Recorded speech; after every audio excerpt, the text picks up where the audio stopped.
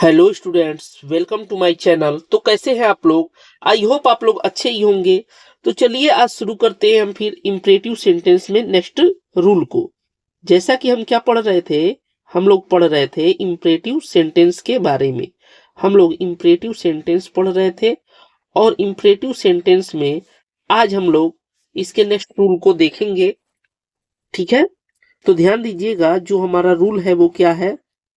तो रूल कहता है, ध्यान दीजिएगा, यदि यदि वाक्य में, किस वाक्य में? इंपरेटिव सेंटेंस में। यदि वाक्य में क्या लगा हो?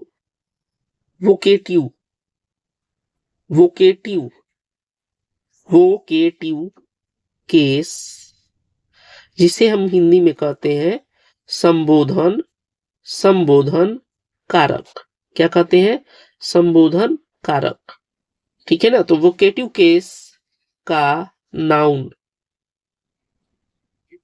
आया हो, क्या हो? आया हो, हो तो उसकी उसकी अंग्रेजी अंग्रेजी वाक्य के शुरू में लिखते हैं। कहाँ लिखेंगे? वाक्य के शुरू में लिखते हैं। वाक्य के कहाँ लिखते हैं? तो शुरू में लिखते हैं, या अंत में। ठीक है ना, अंत में। या हम कहाँ लिखेंगे? अंत में। ठीक है ना, ध्यान दीजिएगा।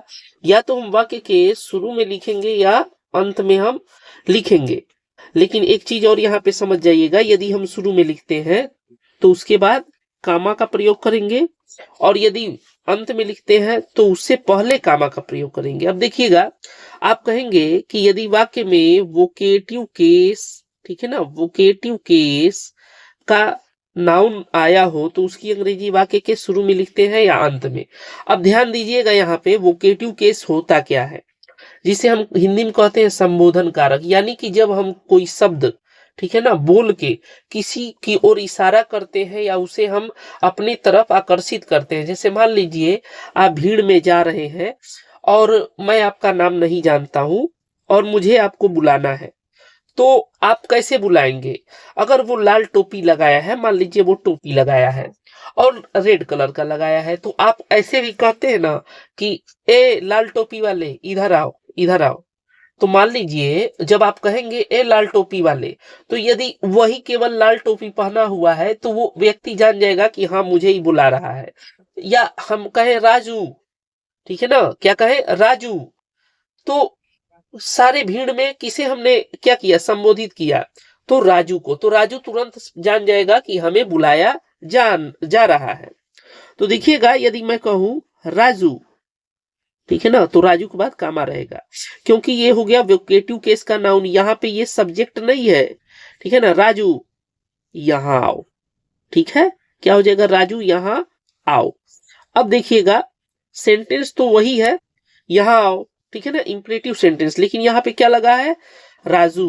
और राजू क्या है? वोकेटिव केस का नाउन है। तो हम सबसे पहले इसकी इंग्लिश लिख देंगे राजू, राजू, फिर कामा, come here, Raju come here. इसी तरह से नेक्स्ट देखिएगा, नेक्स्ट क्या है? हम लिख देंगे हे लाल टोपी वाले, लाल टोपी वाले लड़के। ठीक है ना, हे लाल टोपी वाले लड़के यहाँ मत बैठो, यहाँ मत बैठो। अब ध्यान दीजिएगा, इस सेंटेंस में आपको दिखेगा कि सेंटेंस कहां से शुरू हो रहा है। तो सेंटेंस देखिएगा, सेंटेंस यहां से शुरू हो रहा है। ये हो गया आपका सेंटेंस, और ये क्या हो गया? ये है वोकेटिव केस का नाउन।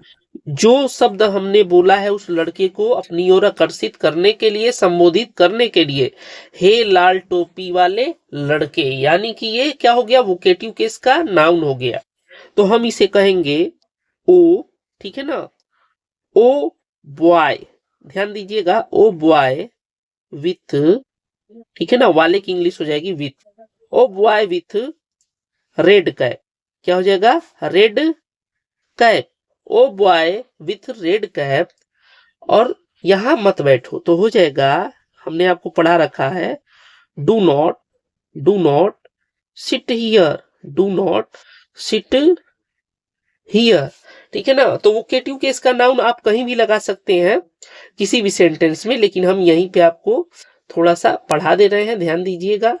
आगे देखिएगा, आगे क्या है, अब हम आगे बढ़ेंगे और इसको समझते चलेंगे, ध्यान दीजिएगा। तीसरा देखिएगा,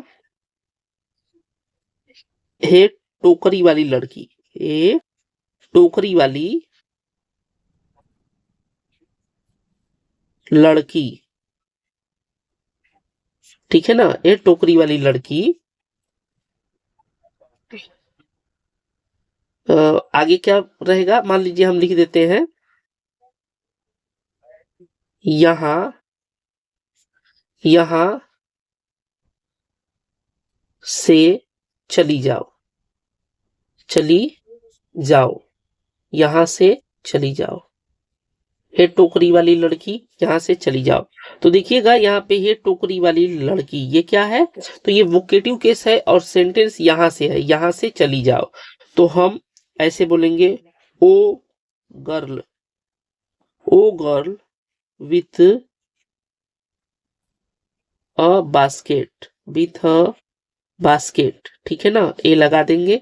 यहाँ पे रेड रेड कैप है ना, तो ये हो जाएगा, ये देखिए, ओ गर्ल विथ अ बास्केट, और यहाँ पे कामा रहेगा, यहां से चली जाओ, गो गो, या हम यहाँ पे लिख देंगे, गेट आउट फ्रॉम हियर, ठीक है ना, गेट आउट फ्रॉम हियर, ध्यान दीजिएगा।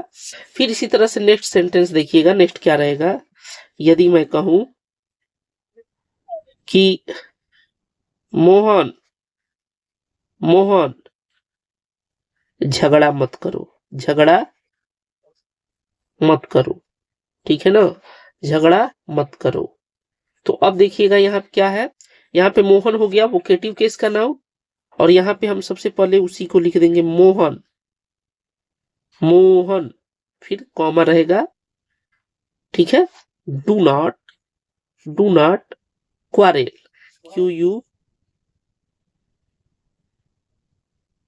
QUE क्वारेल, QU ए रहता है, क्या रहेगा, क्वारेल, ठीक है ना, डू नॉट क्वारेल, झगड़ा मत करो, ठीक है, ध्यान दीजिएगा। ठीक है, एक और सेंटेंस देख लेते हैं, ध्यान दीजिएगा, एक और सेंटेंस हम लोग यहाँ पे देखेंगे, ठीक है, ध्यान दीजिएगा। यदि मान लो मैं कह दूं आपको, दोस्त, क्या हो जाएगा, दोस्त इधर आओ, दोस्त इधर आओ, क्या हो जाएगा, फ्रेंड फ्रेंड, ठीक है ना, फ्रेंड। अब यहाँ देखिएगा, ये वोकेटिव केस का नाउन है, ठीक है ना, आप कहेंगे ये अगर हम कॉमन नहीं लगाएंगे तो गलत हो जाएगा, फ्रेंड कम हियर, ठीक है ना, कम हियर। तो आई होप ये वीडियो आपको अच्छा लगा होगा, मैं आशा करता हूं कि आप अच्छे से इंग्लिश सीखेंगे। तो हमारे चैनल के साथ जुड़े रहें, और जो है कि जो भी मैं पढ़ा रहा हूं उसे प्रैक्टिस करते रहें, और भी ज्यादा सेंटेंस आप बनाते रहें। आपको कहीं से भी इंपरेटिव सेंटेंस के सेंटेंस ले लेने हैं और उन्हें बनाना है, और मीनिंग्स भी याद करना है, वर्ड मीनिंग वो आपको खुद लर्न करना पड़ेगा। तो मिलते हैं नेक्स्ट वीडियो में, और आगे डिस्कस करेंगे नेक्स्ट रूल के बारे में।